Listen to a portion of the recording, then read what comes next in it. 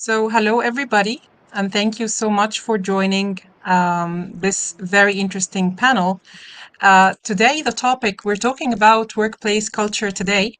Culture is an essential aspect for any organization. So, if you have the right strong culture, you will be able to attract and retain top talents.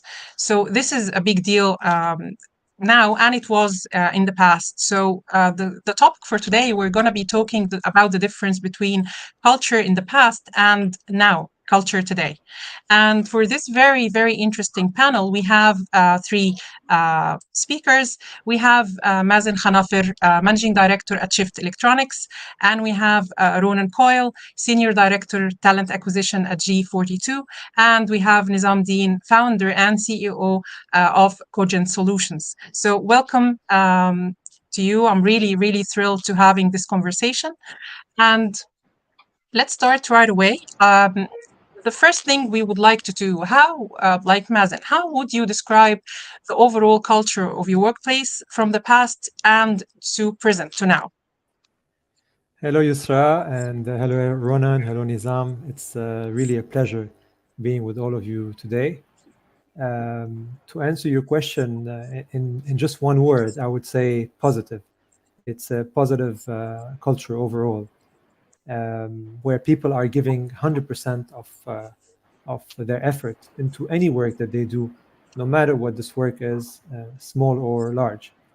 I cannot say that this has changed in the past and in the present, and I hope it's also not going to change in the future, because this is the way I see my team working since 2008 when I started the company. We always just wanted to give 100% and do the best in whatever job you do.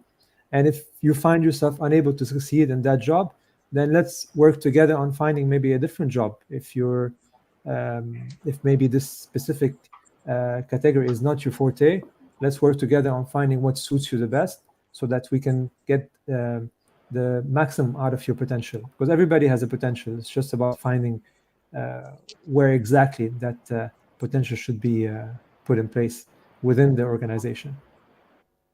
Thank you so much. I like this approach actually, because this is how you see employees as humans before they are employees. So what about you, Ronan? How would you describe the overall culture of your workplace from past to present? Thank you, Yusra, and thank you for the invitation to be here today. And hello, Mazen and Nizam. I think, Yusra, as you mentioned, company culture is very important. And in today's market, it's possibly the most important thing, because it really determines the fortunes of an organization, because people are the most important asset of a company. So companies that can foster and drive a positive culture, they will attract and retain great people, and that is the key thing. At G42, we're a relatively young organization, and we've grown very quickly over the last 5+ years. So, in order to accommodate and support that growth and attract the right type of talent, it's very important that we have a strong and positive company culture in order to retain and attract and to really support our employee value proposition. And I think we have, very much succeeded in our endeavors to do that at G42. Our culture it's progressive, it's global in its outlook, it focuses and fosters things like collaboration, excellence.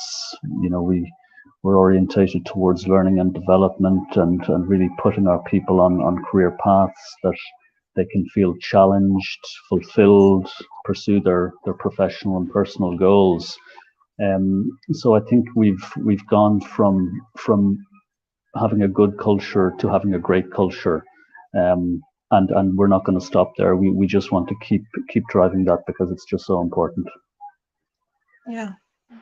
Yeah, totally right. Yeah, one of the challenges is that how can you keep the great culture since you have already been like you're there? How can you maintain keeping a great culture? And so because now everybody's having high expectations.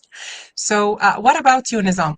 How about you? How do you describe the overall culture of your workplace from past to present?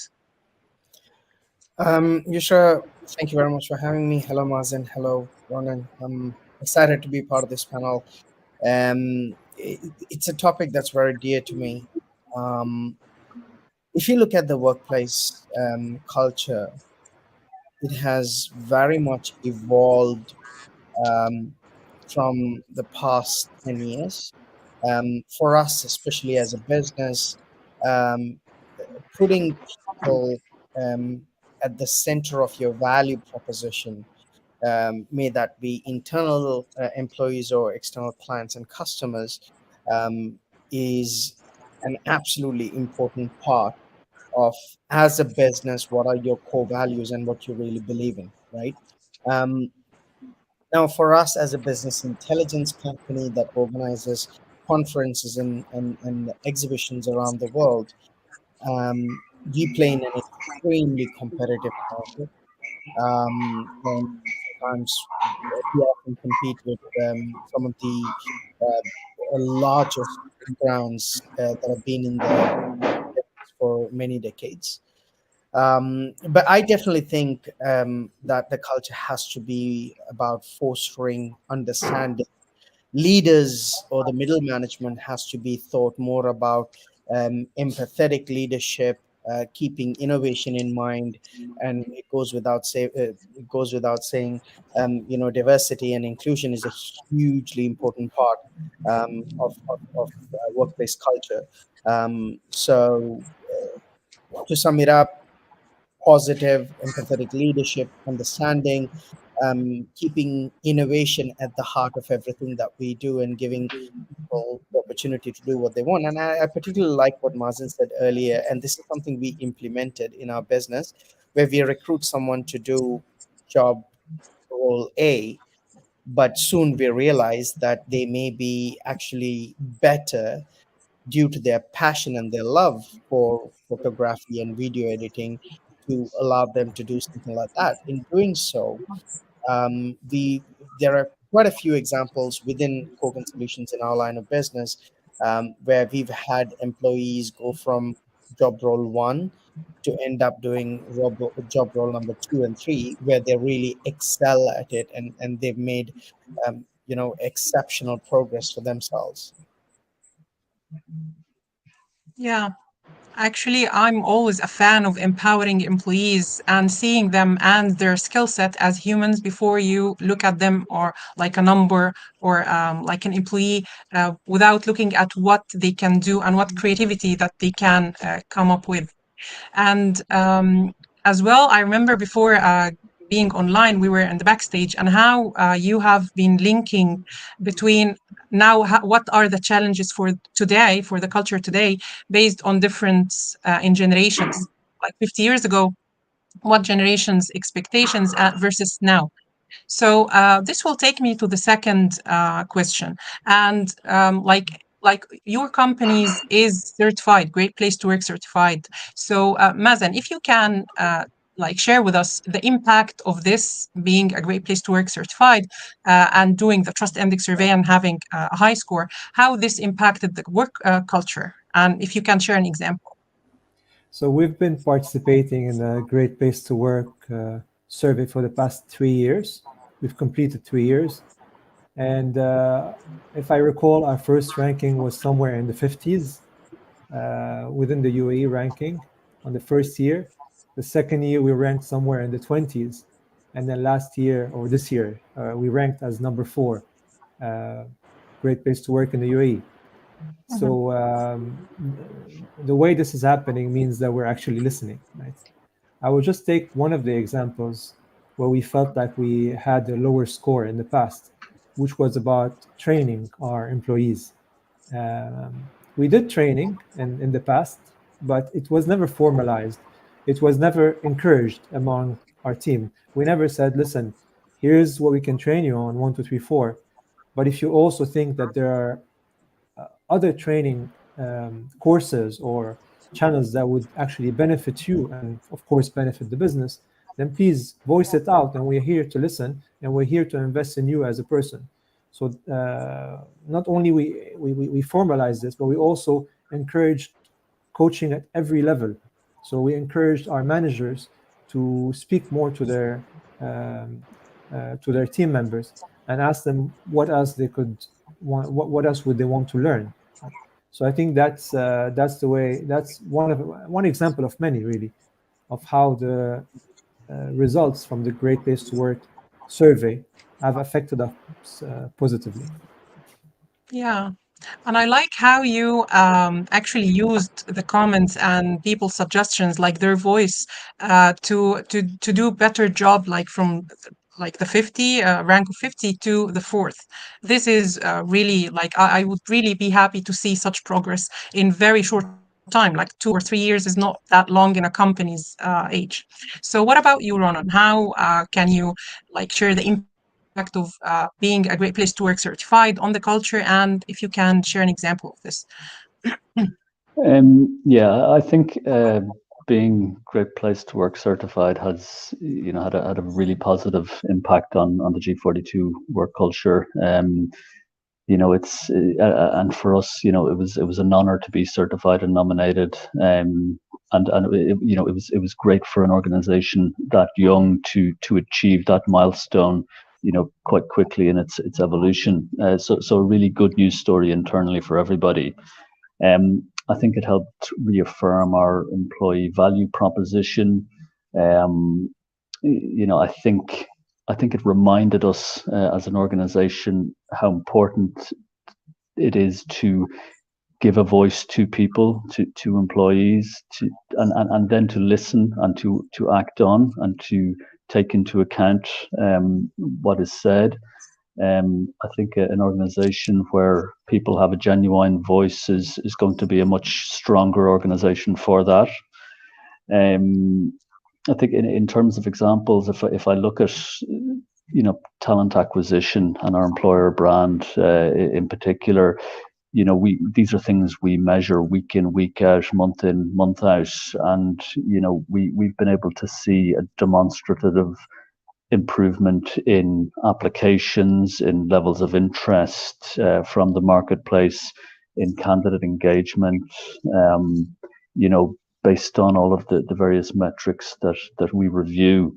And I think, being Great Place to Work certified has just really supported and complemented our employee brand and our value proposition. Yeah. Well, it's really good that you're talking about how you can understand more about, like, for example, best practices that you have in place by reading the comments thanking you for what you're doing inside. So you can, so now you understand what do you need to maintain doing it, since like it is a challenge now to maintain and keep the great place versus understanding what you need to work on to even enhance the experience for everybody.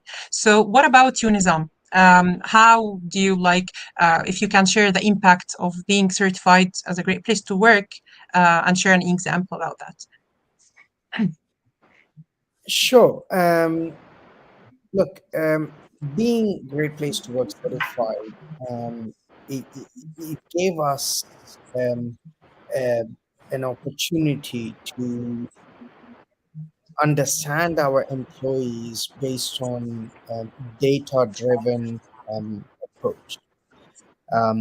We were able to specifically understand their different point of views, when it comes to the management, when it comes to the culture, when it comes to the middle management, when it came to the overall business, and what an employee felt within himself or herself as they were working for us.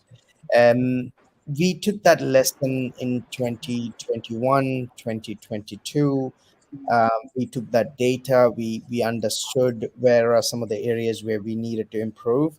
And one of the things that we wanted to prioritize was to focus on the expectations of the millennials, due to the fact that we have a huge number of millennials working, both men and women.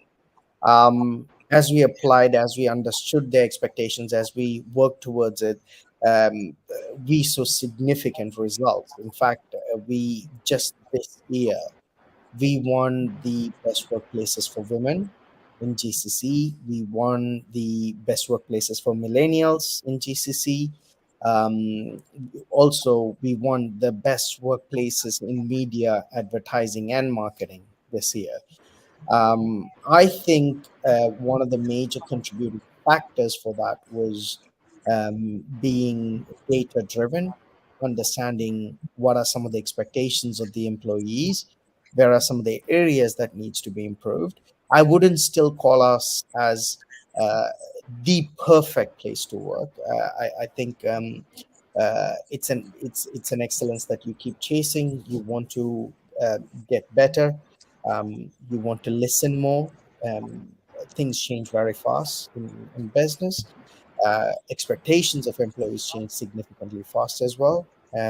It's really about understanding that, taking it very seriously, and putting together practices to improve. So that's really what I feel about this. Well, actually, what I liked about what you're saying is that even though you have achieved an impressive like ranks for women, millennials, but still you're not taking it for granted. So you're still as serious as like as if you didn't achieve any of this, which is really amazing. So now this takes me to the third question, and the question to you, Mazen. How does your organization promote diversity and inclusion in the workplace? So I will start by inclusivity. I mean, inclusivity for us is given in our organization. We maintain a safe and supportive space where everybody respects each other and can share their opinions and alter the way we do things. So that's when it comes to inclusivity. You might be surprised a bit about my next answer, but when it comes to diversity, we don't actively promote diversity. You know, I have seen in the past few years now, diversity programs going a little bit and becoming really ridiculous. You know, once you go down this obsession and having diversity in your organization, you go down the path of preferring a certain gender or a certain race or a certain sexual orientation, and you begin filling these roles based on a bias, you know, rather than based on a merit or on certain capabilities. So I always felt it was absurd to say I want my company to have 50% women or 80% men, or I want them all to be young or old. So this is the way I see it, you know. But regardless of that, if you look at Shift, we're in the consumer electronics business, which is largely dominated by men. I mean, you go to the biggest exhibitions in the US, in Europe, and you walk around, it's 80% men in these exhibitions. You know? You look at, and this is a fact, if you look at our company today, we're 106 employees, out of which 40% are women in the company and 60% are men. If I just if I omit from the statistics people in the warehouse, for example, and drivers, which generally have been men, then we're even reaching 60% as a woman versus men within our organization. Did we decide that we want the head of finance to be a woman? No, she just happened to be a woman.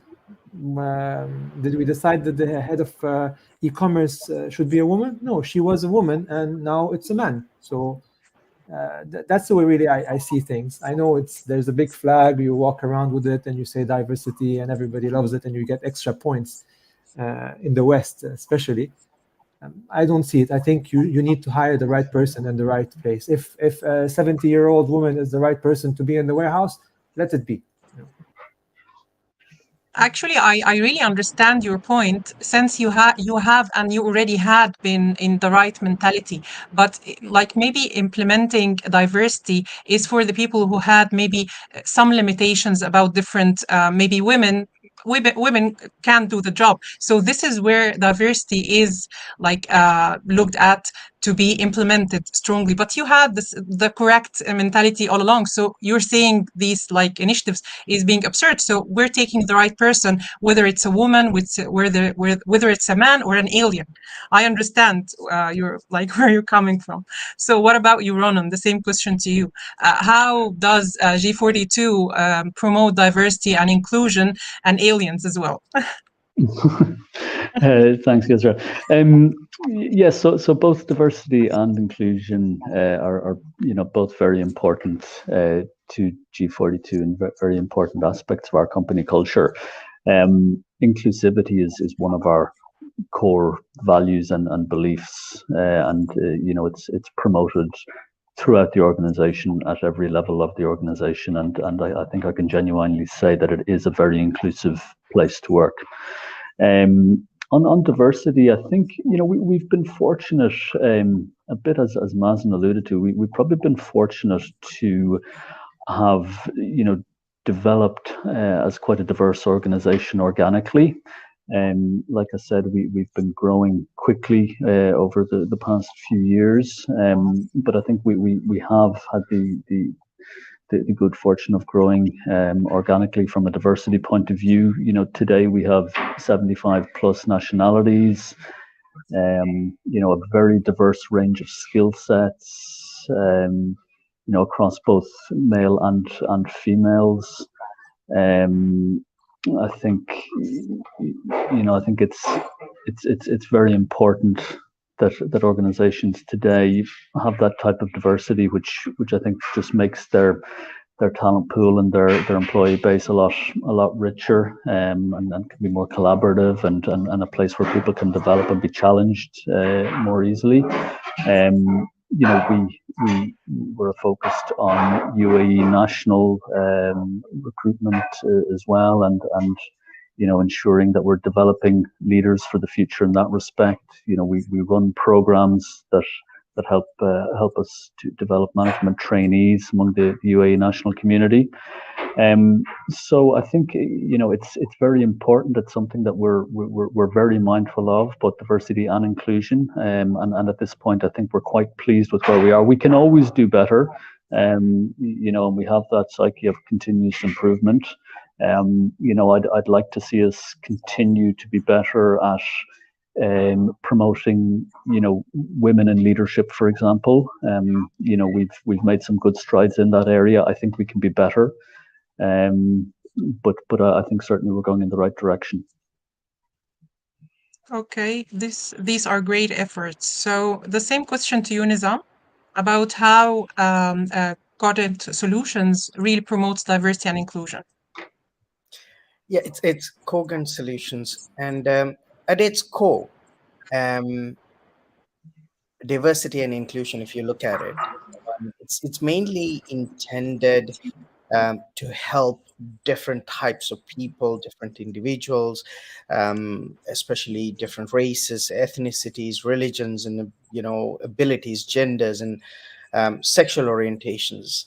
I think at Cogent Solutions today, we have, as I say, those different nationalities and different abilities and differently able people. I can already imagine on top of my mind the different type of people that we have on board. Now, Did that come through a particular uh, a, a group marketing strategy for inclusion and diversification? No, no, absolutely not. Right? Diversity and inclusion, I think, has been part of our business from the very beginning.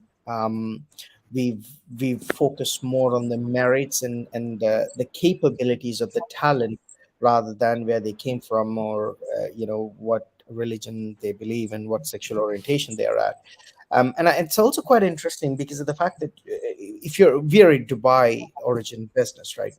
Founded in Dubai, and we've been here now for quite some time. And when it comes to the talent pool in UAE, especially, it's quite diversified already. I would imagine it's something Mazen and Ronan agrees as well, that when you receive application for job posts, you will see it comes from all kinds of people, and from all nationalities, and all sexual orientations and so on. So we very much understand the importance of having an inclusive work environment, providing different opportunities to people, and its core diversity and inclusion is intended to support different groups, and this is something which we've done from the very beginning and until today, and we're extremely proud of that. Yeah. Again, you are all having the right mindset, and as Ronan was saying, the diversity in the company has been built organically without even like intending to create such a diverse workforce. So this takes me to fourth question. So, and the question to you, Mazen, and it was the interesting question that you were talking about in the backstage. What steps are taken to ensure that the culture evolves and adapts to changing circumstances? Yes, I think we had our own internal debate about this question. Yeah. Our company is based in the UAE since 2008, and we've had a stability in general when it comes to the culture. As Nizam and Ronan said earlier, Dubai is a melting pot, has been a melting pot since since the early 2000s, really, even in the late 90s.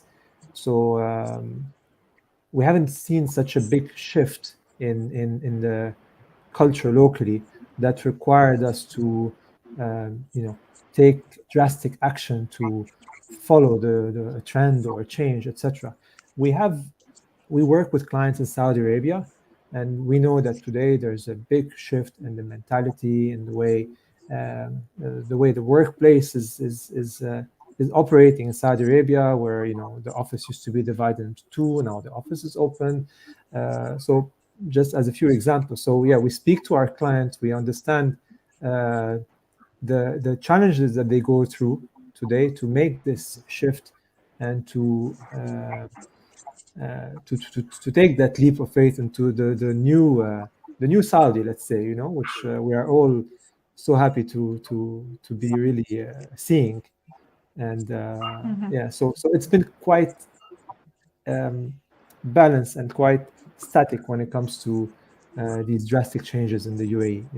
And small changes, I don't think should affect your culture. The culture, at the end of the day, is the DNA, is the ethics of a company, the way people really work and think and so on.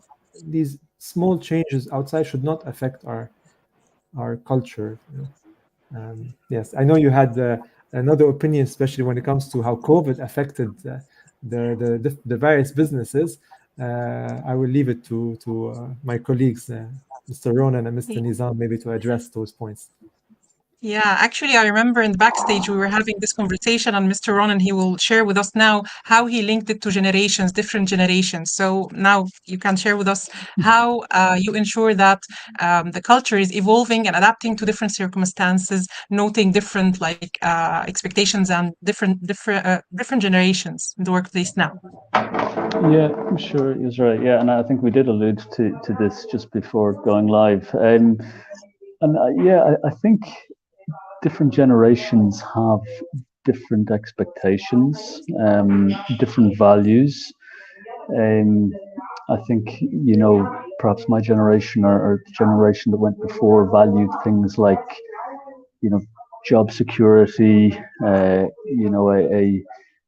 career with one company, the stability that comes with that. But I think, the newer generations, millennials or the present generation, I think they value different things. I think they're motivated by different things, different beliefs. From a practical point of view, things like flexible working, hybrid working models. I think that has become very, very important. And at G42, we've put practices and policies in place to support that, which has helped us to attract and retain good people. I think access to learning and development is critical and key as well. I think today, employees want to learn. They're inquisitive. I think they want to continue gaining knowledge in their chosen fields. And I think companies really need to support that. They need to understand and support that and see it really as a benefit for people. I think also currently, people prescribe to or subscribe to causes or specific beliefs that organizations have in terms of CSR, environment, sustainability, these kind of noble causes that people genuinely want to get behind. We've got COP28 coming up in Dubai in a matter of weeks, and I think that in itself is, something that organizations should be cognizant of and get behind, because these are the kind of things that in today's world that people want their employers to be aligned to. There's a sense of pride in that. So aside from the traditional, things like, compensation and promotions and things like that, there's a range of other items now that I think dictate what people want in their employers and in their careers. Yeah, totally correct. I totally agree with you. So what about you, Nizam? How do you ensure that the culture evolves and adapts with any changing circumstances? I see Ronan agrees with my point of view as well. I have the very similar perspective on what Ronan said. Millennials and the value that you bring to the table for millennials is very much different to what it was for people in the past.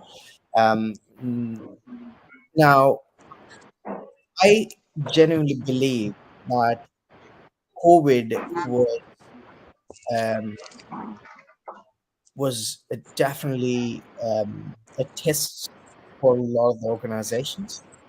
Those that managed to pivot was able to succeed and thrive and overcome the issues. Um, However, I also believe that um, COVID has given new opportunities and perspectives to people. For example, as a business for us, we made some good cash in COVID. COVID was fantastic for us in terms of the opportunities that it presented. Um, and the reason why it was fantastic for us was because we pip, we pivoted fairly quickly and fairly effectively. It was more than us doing things to run the business and achieve your financial goals. It was more of helping other companies actually overcome their challenges and by helping them do it as well. And I think um, the steps that we took there to adapt and pivot to the COVID circumstances. It was a successful case study for us as a business within ourselves. Um, as and when we go through tough times, we can always refer back. There's always opportunity. There's always um, different things that you can do as a business, and you need to be persistent. You need to be consistent, and you need to be motivated. The team has to walk in the same direction.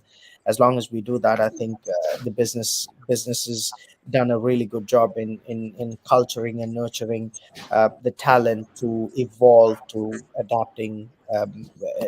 and adapt to changing circumstances.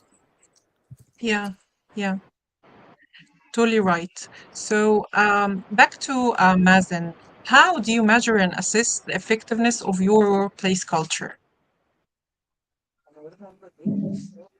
So, I mean, how you measure and assess the effect?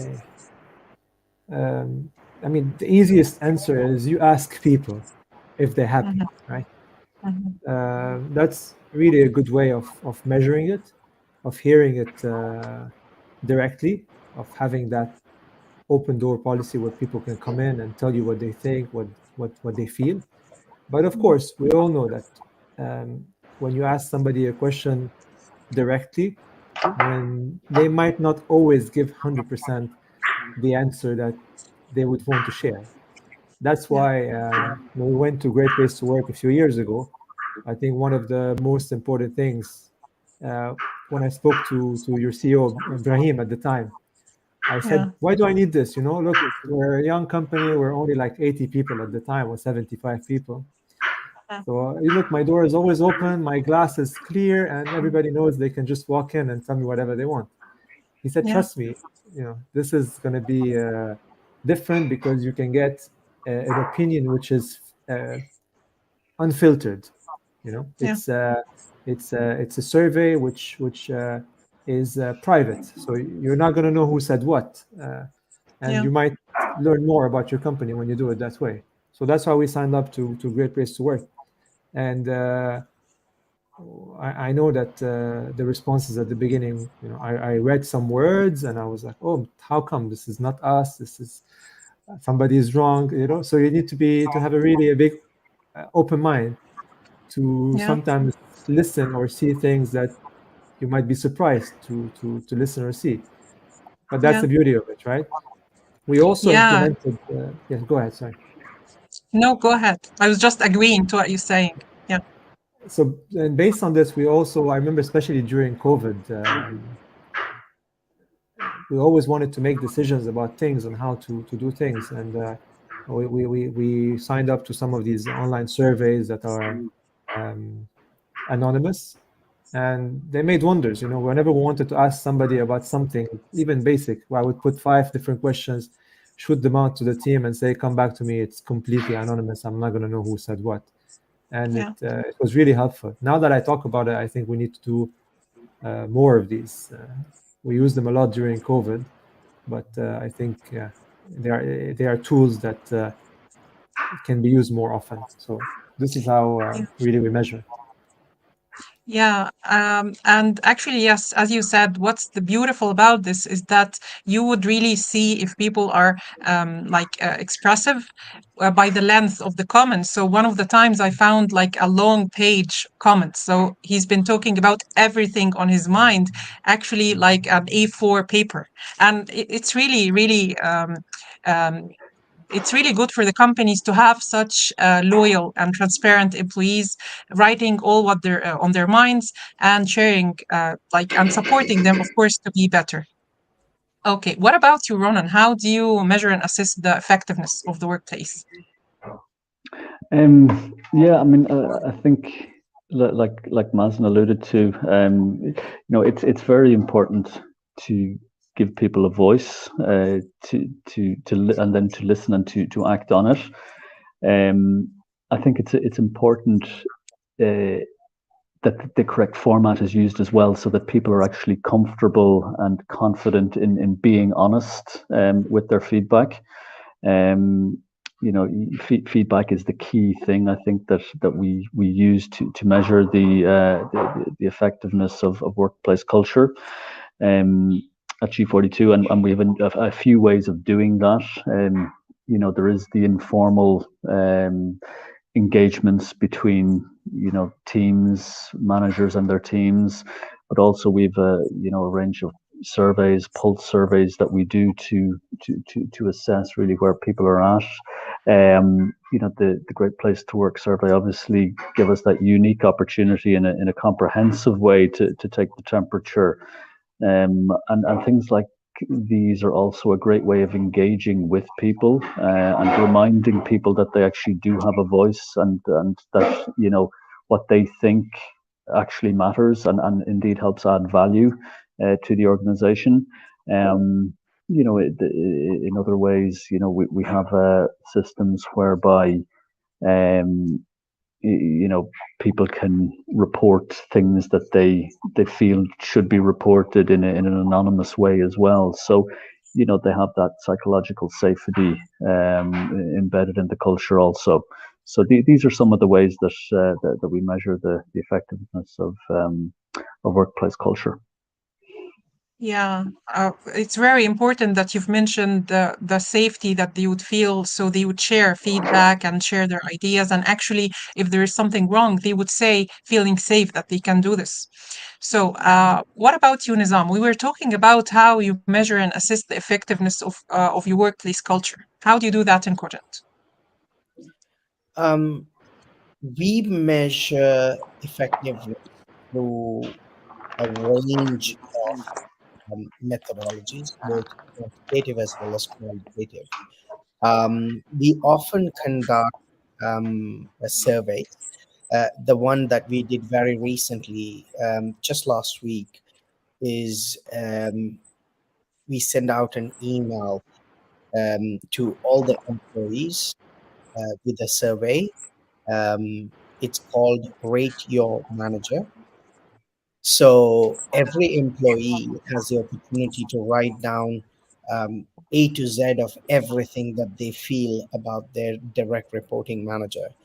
And in doing so, be able to understand um, how and what we need to focus on in terms of fixing, right? Now, I'm a great fan of um, uh, the big authors. I read a lot of books, and one of the things that I have picked up from Simon Sinek is that when you promote an employee, you promote them based on the fact that they're really good in their job, and they can be responsible for somebody else to do their job. However, very often times you will find um, teaching and training managers on how to manage and how to lead, right? This is where I feel it's very important to measure the effectiveness of the middle management, the lower management, to make sure that on point we understand what's happening, and we are constantly working towards improving the methodologies. Yeah. Thank you so much for bringing this up, because in order to maintain like a consistent culture, the first thing to do is to invest in your mid-level management, because they will be the people who are maintaining and making it consistent across different employees. So you can find them all the employees are experiencing the same experience, regardless of who is the manager. So now going back to you, Mazen, can you tell us about the communication styles within your workplace? Yes, so I think I mentioned it might sound a bit cliche, but I mentioned the open door policy, which is very important when it comes to the communication style. We've recently renovated our office, and the way we've done the office is that teams are all sitting together in a certain cluster, and you can basically have easy communication within the team itself. We've also made sure all the glass is clear. There are no walls, although our office is made up of 2 floors, and that people can easily communicate with each other, from one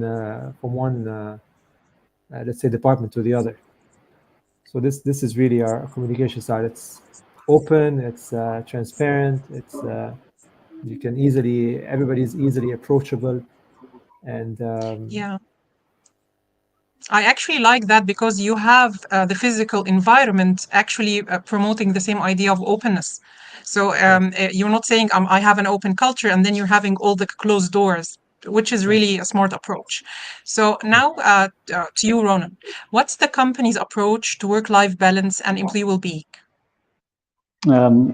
Yeah, so I think firstly, maybe on the subject of work-life balance, at G42, it's an exciting place to work, but it's also a demanding place to work. We have high standards and high expectations, and it can be quite demanding on people's time as well. So for us, work-life balance is really finding a way whereby a person can manage to fit their work time into their personal time, or vice versa, so that there is the flexibility on a daily basis, on a weekly basis, to do the personal tasks, the family orientated tasks, and be able to combine that with whatever the work requirements are. So, that might be for parents, that might be, having the flexibility to do the school runs in the morning or the afternoon. It might be taking time out of your day at lunchtime to, do an activity, go to the gym, something like that. So it's not just about limiting working time in favor of personal time, but it's actually about fitting both together in a more holistic sense, so that you can have the best of both worlds, and you can enjoy your work and be productive, but also feel that you have your personal time and space. So that's on work-life balance. On wellness, I think, and well-being, it's a huge priority for us, and at G42, it's something that we've promoted a lot over the last few years. Be that, physical wellness and well-being, holistic wellness and well-being. It's one of our values. We run programs throughout the year to promote these things, and I think it's something, again, that goes to your employer brand, your culture, your attractiveness to people in the marketplace. I think it's pivotal, and it'll always be something very important for us.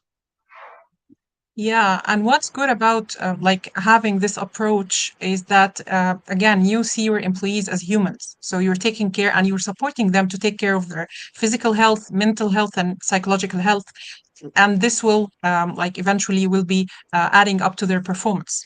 So now to you, Nizam, you've been talking about mid-level management and how it's important to invest in them. So what role does leadership play in shaping and maintaining the workplace culture? It plays, in my point of view, it is the most important role. It's a pivotal role. It helps to shape and maintain a culture that you desire. And when you are a leader rather than a boss, um, you are so much more involved with your team. Um, and that's a culture that you pass on. Instead of saying, you do it, we say, let's do it. And even the people at the top are very much involved in doing it with the team.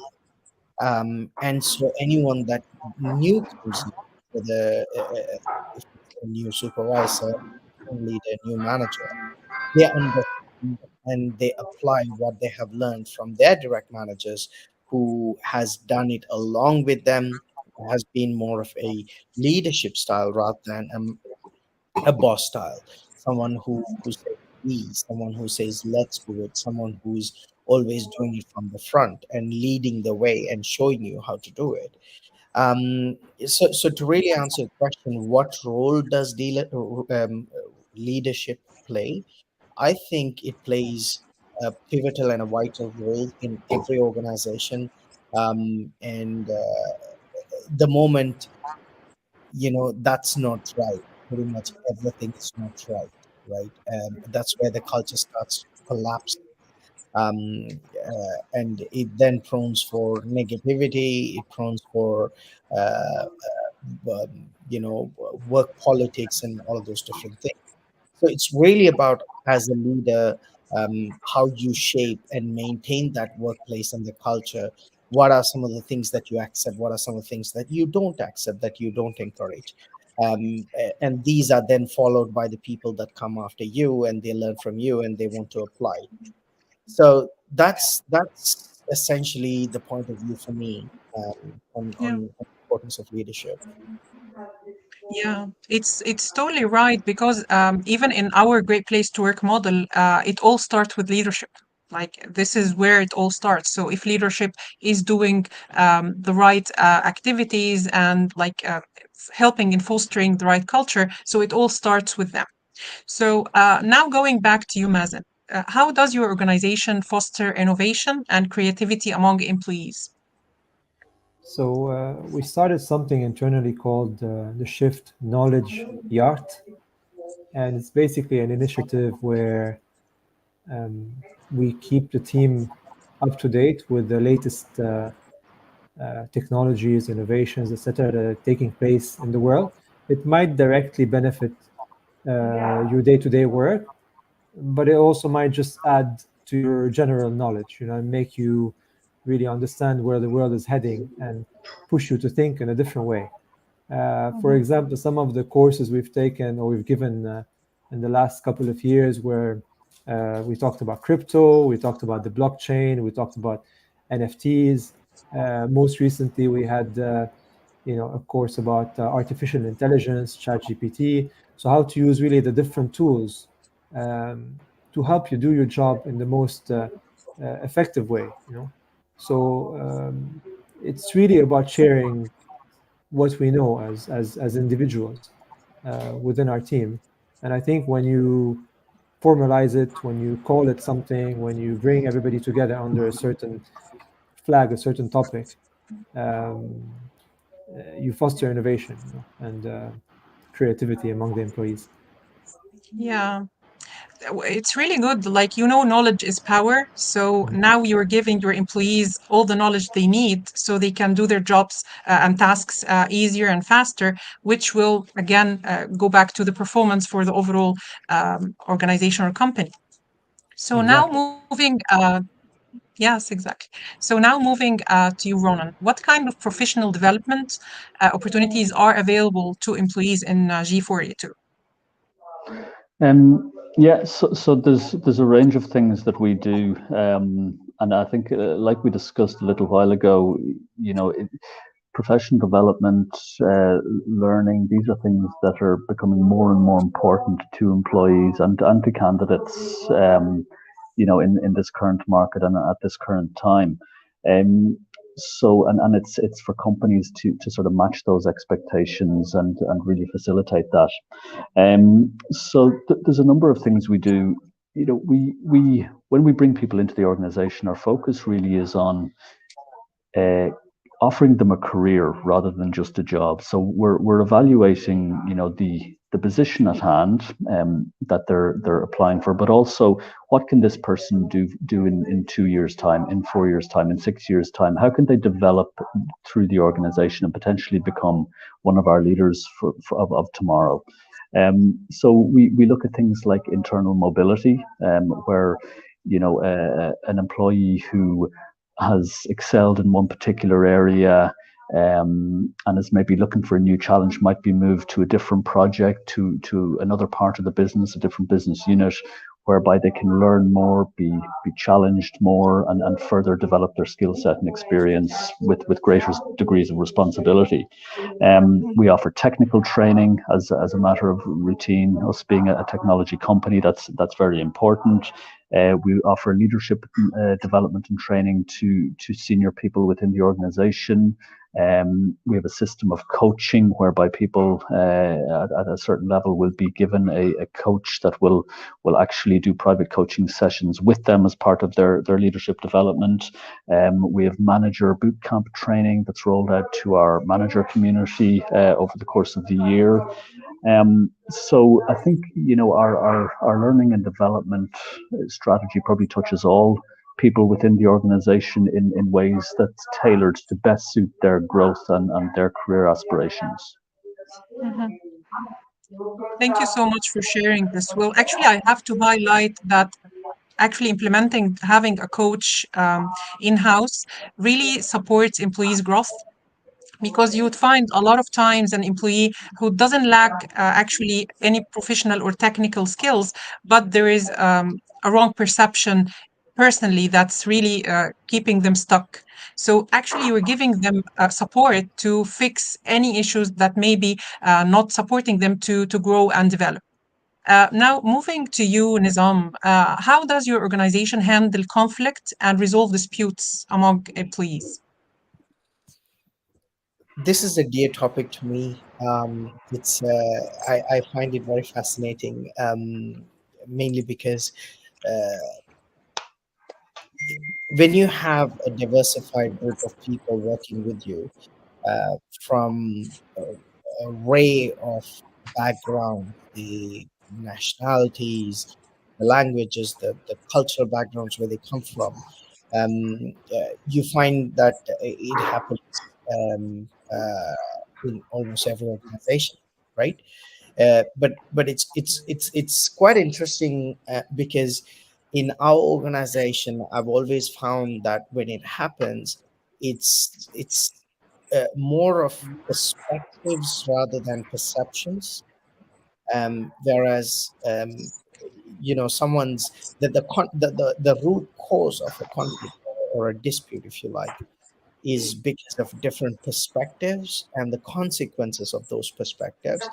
Um, um, and it has always helped us to analyze and understand better and to really gather both the perspectives before we make any sort of suggestions, right?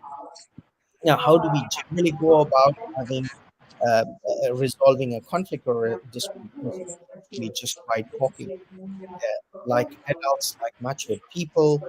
How we calm the situation, we come onto the table with an open mind of just understanding the point of view of the different person that we have a conflict with. Um, it has shown to be extremely effective when you giving the people an opportunity to discuss and talk about the different perspectives and why they have the different opinion that they have. And in doing so, as a business, it has helped us avoid a lot of challenges, pitfalls, if you like, in the business. It may seem like a dispute, but in reality, serious, consequences from the perspectives that have been discussed. Um, and just to really be a mediator and to understand the nature of conflict and bring people who really understand what this is. And you can only do this if you value your employees and they feel they are valued, like giving them an opportunity to go out and talk. And we follow a very horizontal communication within our company. It's very flat, which means someone who's right at the front line talking to the customer can very easily reach out to me, and we could really have a nice conversation. It's a very horizontal style, which is proven to be effective for us. Um, our goal is to improve and put together different methods and how we can evolve and resolve conflicts and disputes. Thank you so much for sharing this. And honestly, like we're getting to the end of the webinar, and I have been enjoying really the past hour. I hope you enjoyed it too. And I want to thank you all for sharing all the ideas and practice you have inside your companies and having such a thriving cultures in your workplaces. I want to thank you all. Thank you so much for your time, Mazen, Ronan, and Nizam. And hopefully we'll be able to talk soon in another panel. Thank you, Yusra. Thank you, everybody. Thank you very very Thank much, you. everyone. Thank you.